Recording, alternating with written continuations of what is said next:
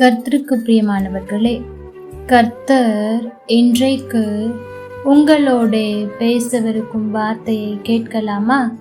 யோசுவா 24ஆம் அதிகாரம் 10ஆம் வசனம். பிலேயாமுக்கு செவி கொடுக்க எனக்கு சித்தமில்லாததினாலே அவன் உங்களை ஆசிர்வதிக்கவே ஆசிர்வதித்தான். இவ்விதமாய் உங்களை அவர் கைக்கு தப்புவித்தேன்.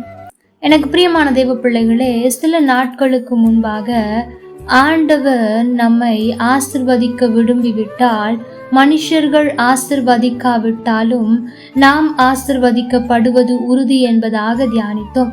இந்த இடத்திலே மனுஷர் நமக்கு விரோதமாய் நம்மை சபிக்க எழும்பி வந்தாலும் கூட ஆண்டவர் அவர்களுக்கு செவி கொடுக்க விருப்பமில்லாமல் இருப்பாரானால், அல்லது ஆண்டவர் நம்மை அதிகமாய் ஆசிர்வதிக்க முடிவெடுத்திருப்பாரானால், அவர்கள் என்ன நினைத்து வந்தாலும் சரி, அது வாய்க்கவே வாய்க்காது.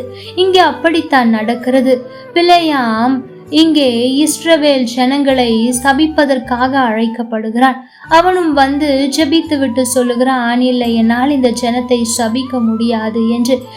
ஆனாலும் கூட அந்த ராஜா விடவே இல்லை. பாருங்கள், தொடர்ந்து அவனை அழைத்து கொண்டு வருந்தி கொண்டே இருக்கிறான். அதை பார்த்த பின்பு ஆண்டவர் அவனுக்கு பதில் கொடுக்கிறார், நீ அவனோடு போ, ஆனால் நான் என்ன சொல்லுகிறேனோ அதை சொல் என்றார்.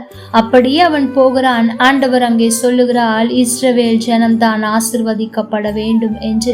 அவன் அங்கே அந்த ஆசிர்வாதத்தை பெற்றுக் கொள்ளுகிறான். ஆம், எனக்கு பிரியமான தேவ பிள்ளைகளே, இன்றைக்கும் ஆண்டவர் உங்களை ஆசிர்வதிக்க முடிவு செய்திருப்பாரானால், உங்களுக்கு விரோதமாய் யார் இருந்தாலும் சரி, யார் உங்களுடைய உயர்வை அல்லது காரியங்களை தடுக்க நினைத்தாலும் சரி, ஒன்றும் வாய்க்காது. ஏனென்றால் ஆண்டவர் உங்களை ஆசிர்வதிக்க முடிவு செய்ததற்கு பிற்பாடு உங்களை சபிக்க வருகிறவர்களின் வாயிலே கூட ஆசிர்வாதமான வார்த்தைகள் தான் வரும். ஆகவே எதை குறித்தும் சோர்ந்து போகாதிருங்கள். இந்த வார்த்தையை கேட்கிற எனக்கு பிரியமான தேவ பிள்ளைகளே, மனுஷர்கள் இப்படி சொல்லிவிட்டார்களே, இப்படி சாப வார்த்தையை பேசிவிட்டார்களே, என்னை சபித்து விட்டார்களே என்று கலங்கி கொண்டிருக்கிறீர்களோ? கவலை வேண்டாம். வேதம் சொல்லுகிறது, காரணமில்லாமல் இட்ட சாபம் தங்காது என்று. ஆம், எனக்கு பிரியமான தேவ பிள்ளைகளே, காரணமில்லாமல் உங்களை ஒருவர் சபிக்கிறார்கள் என்றால் அது நிச்சயம் உங்களுக்கு தீமையை கொண்டு வரவே வராது. அது மாத்திரமல்ல, அவர்கள் சபிக்கும்படியாய் வாயை திறந்தால் கூட அவர்களை ஆசிர்வதிக்கும்படியாய் மாற்ற ஆண்டவர் போதுமானவர். அது மாத்திரமல்ல, மனுஷர்கள் உங்களை சபிக்கலாம், ஆண்டவர் உங்களை ஆசிர்வதிக்க முடிவு செய்திருப்பாரானால் அந்த வார்த்தைகள் உங்களை ஒன்றுமே செய்யாது.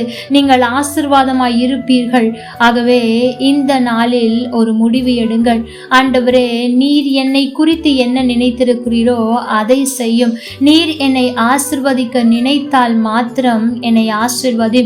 நீர் என்னை ஆசிர்வதிக்க விரும்பினால் மனிதர்களோ மனிதர்களுடைய வார்த்தையோ என்னை ஒன்றுமே செய்யாது என்று நான் நம்புகிறேன் என்று இருங்கள்.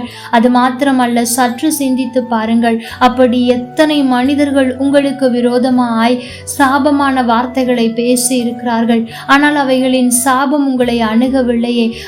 அந்த சாபம் உங்களை பின்தொடராதபடிக்கு ஆண்டவர் தடுத்தாரே. அதை உணர்ந்தவர்களாய் ஆண்டவருக்கு நன்றி சொல்லுங்கள். ஆண்டவர் உங்களை ஆசிர்வதிக்க முடிவு செய்திருந்தால் யாருடைய சாபமும் உங்களை ஒன்றும் சேதப்படுத்தாது என்பதில் தெளிவாயிருங்கள். எந்த சாப வார்த்தைகளையோ நினைத்து அழுது கொண்டோ புலம்பு கொண்டோ இராமல் ஆண்டவரை நம்பி சந்தோஷமாய் சொல்லுங்கள். நீர் என்னை ஆசிர்வதிக்க முடிவு செய்த பிற்பாடு எந்த சாபத்தின் வார்த்தையும் சற்று கூட என்னை பாதிக்காது என்பதை அறிக்கை செய்யுங்கள். கர்த்தர் தாமே உங்களோடு கூட இருந்து உங்களை ஆசிர்வதிப்பாராக. ஆமென்.